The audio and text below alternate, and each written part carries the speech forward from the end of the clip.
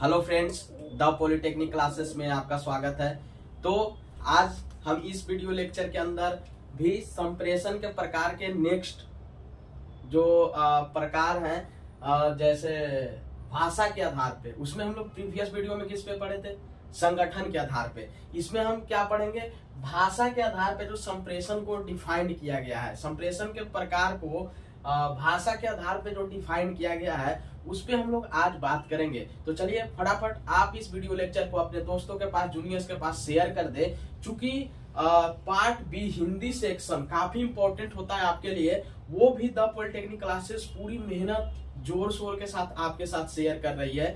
तो आप the polytechnic classes application download करें प्ले स्टोर से, इनरोल हो और परचेज करें फर्स्ट सेमेस्टर के कोर्स को और पढ़ाई करें और बैक और कैरी पेपर होने से बचे। तो आज की इस वीडियो लेक्चर में संप्रेषण के टाइप को खत्म करेंगे भाषा के आधार पे, on the basis of language. भाषा के आधार पे संप्रेषण के जो टाइप्स हैं, कम्युनिकेशन को जो टाइप्स हैं, उन पे हम बात करेंगे।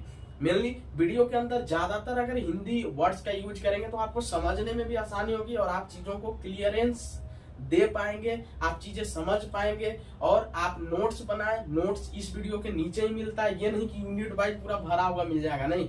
वीडियो में वीडियो खत्म हुआ उसके नीचे आपको नोट्स प्रोवाइड किया जाएगा, ठीक है। और वो आपके लिए काफी इंपॉर्टेंट होगा। आप नोट्स को रिवाइज करें, लिखे एक दो बार, तो उससे चीजें क्लियर होती है। तो चलिए वीडियो को शुरू करते हैं। अब संप्रेषण के प्रकार में भाषा के आधार पे जो टाइप्स डिफाइंड किए गए हैं उन पे आज हम बात करेंगे। तो चलिए शुरू करते हैं। यहाँ से संप्रेषण के प्रकार जो कि आपको नजर आ रहा होगा, यहाँ भाषा के आधार पे शाब्दिक या भाषिक संप्रेषण दो तरह का डिफाइन किया गया, अशाब्दिक या गैर भाषिक संप्रेषण, ठीक है। तो यहाँ से ऑब्जेक्टिव सवाल डिजाइन हो सकता है क्या कि भाषा के आधार पे संप्रेषण के कितने टाइप्स हैं? दो, शाब्दिक या भाषिक संप्रेषण बोल सकते हैं या अशाब्दिक या गैर भाषिक संप्रेषण बोल सकते हैं। यहाँ से एक ऑब्जेक्टिव आपको क्लियर होगा। भाषा के आधार पे संप्रेषण के दो टाइप, शाब्दिक और अशाब्दिक।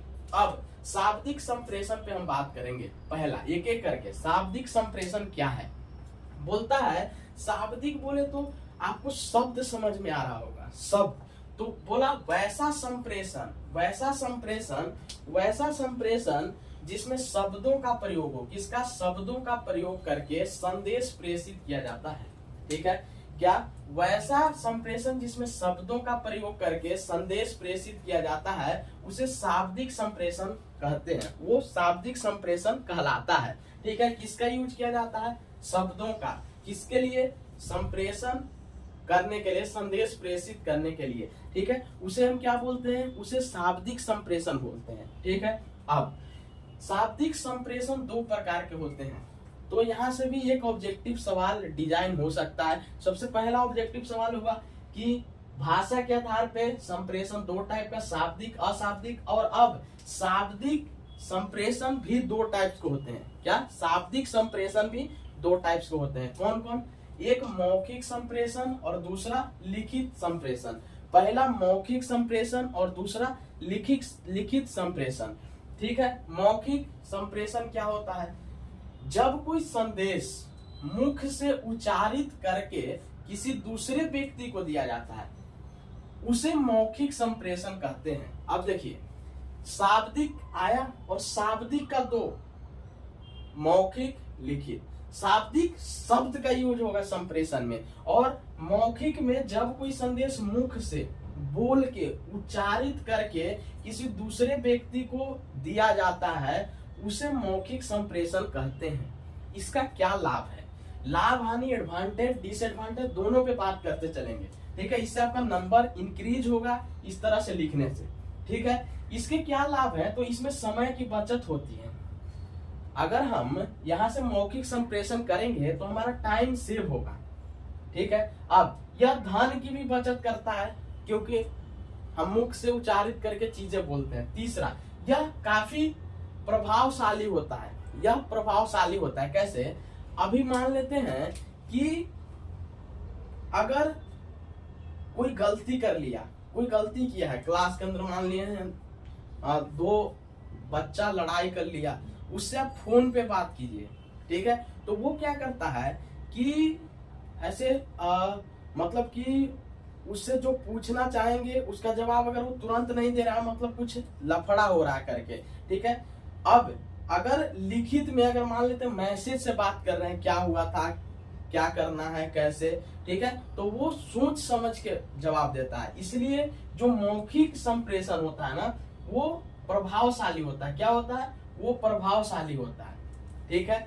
इस संप्रेषण में तुरंत प्रतिक्रिया मिलने की संभावना होती है। अगर आप मौखिक संप्रेषण कर रहे हैं तो आपको तुरंत रिएक्शन या फीडबैक मिलने की संभावना होती है, ठीक है। यह आपस में अच्छा संबंध बनाने में मदद करता है। यह मौखिक संप्रेषण आपस में अच्छा संबंध बनाने में भी मदद करता है। मतलब अगर मौखिक संप्रेषण के लाभ की बात करें तो यह समय की बचत करता है, धन की भी बचत करता है, काफी प्रभावशाली भी होता है, और इसमें प्रतिक्रिया तुरंत मिलने की संभावना होती है, ठीक है। और आपस में अच्छा संबंध बनाने में भी यह क्या करता है? हेल्प करता है।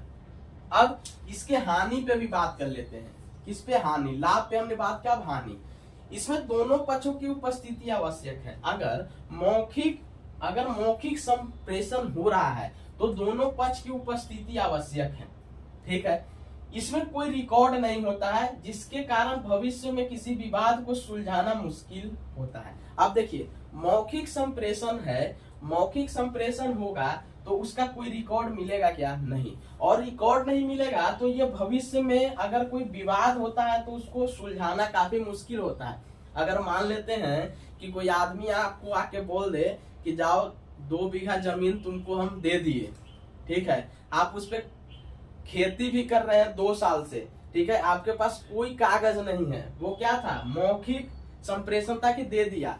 अब अगर कोई तीसरा आदमी आके बोले कि मेरे पास कागज है इस 2 बीघा जमीन का कि मेरा है, तो बताओ किसका होगा? जिसके पास लिखित है, ठीक है, जिसके पास लिखित है, मौखिक है, उसका होगा क्या? नहीं होगा, ठीक है। तो इसमें एक प्रॉब्लम क्या है कि इसमें कोई रिकॉर्ड नहीं होता है, जिसके कारण अगर भविष्य में फ्यूचर में कोई प्रॉब्लम होता है तो उसको सुलझाना काफी मुश्किल होता है। अब इसमें वक्ता अपने वाणी को बढ़ा चढ़ाकर बोल सकता है, जिससे प्राप्त करता उब सकता है। उबना बोले तो वह मतलब परेशान हो सकता है, ठीक है। इसमें क्या है? वक्ता अपने वाणी को बढ़ा चढ़ाकर बोल सकता है, जिससे प्राप्त करता परेशान हो सकता है, ठीक है। किसके अंदर? तो मौखिक संप्रेषण के अंदर। तो ये सब इसके डिसएडवांटेज है। हानि, लाभ और हानि दोनों पे अगर हम बात करेंगे, दोनों को अगर अपने एक्सटर्नल सेमेस्टर एग्जाम में मेंशन करेंगे तो आपका नंबर ऑटोमेटिक इंक्रीज होगा, ठीक है। तो यहाँ से हम लोग मौखिक संप्रेषण को खत्म करते हैं। नेक्स्ट हम बात करेंगे लिखित संप्रेषण पे। किस पे? लिखित संप्रेषण पे। तो लिखित संप्रेषण बोले तो मतलब उसमें चीजें लिख कर आपके सामने आएंगी। अगर आप संप्रेषण कर रहे हैं तो चीजें लिख कर संप्रेषण करेंगे। कैसे? यहाँ लिखा हुआ है, जब कोई संदेश लिखकर प्रेषक द्वारा प्राप्तकर्ता तक पहुंचाया जाता है। मतलब जब भी कोई मैसेज लिखकर सेंडर के द्वारा प्राप्तकर्ता तक पहुंचाया जाता है, उसे लिखित संप्रेषण कहते हैं। उसे क्या बोलते हैं? लिखित संप्रेषण बोलते हैं। मतलब मौखिक में हम उच्चारित मुंह से चीजें, हम मुख से चीजें हम क्या कर रहे थे?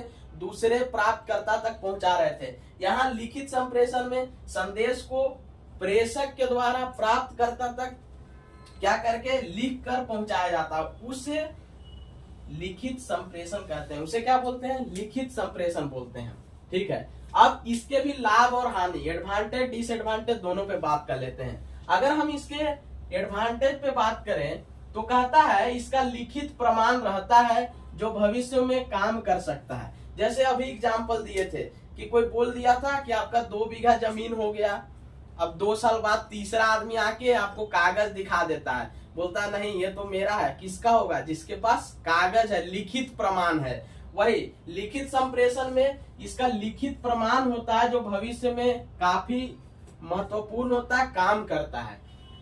इस संप्रेषण में संदेश के अधूरेपन का असर नहीं रहता है, क्योंकि संदेश को सोच विचार कर लिखा जाता है। देखिए अभी बोले थे मौखिक में आप तुरंत से उसका रिएक्शन जान सकते हैं, अगर बात कर रहे हैं फेस टू फेस या फोन पे। और अगर लिख कर चीजें हो रही है, जैसे व्हाट्सएप पे आप किसी से बात करते हैं, ठीक है, आप बोले खाना खा लिया, तो अगर 1 मिनट बाद देख भी लिया ऊपर से या देख भी लिया तो सोच समझ कर लिखता है कि नहीं नहीं खाया होगा, दाल चावल लिख देगा पनीर चावल खाए थे, ठीक है, तो वो सोच समझ के। लेकिन आप फोन करके पूछेगा क्या खाया तो वो तुरंत उसको जवाब देना पड़ेगा, तो वो सच बोल सकता है।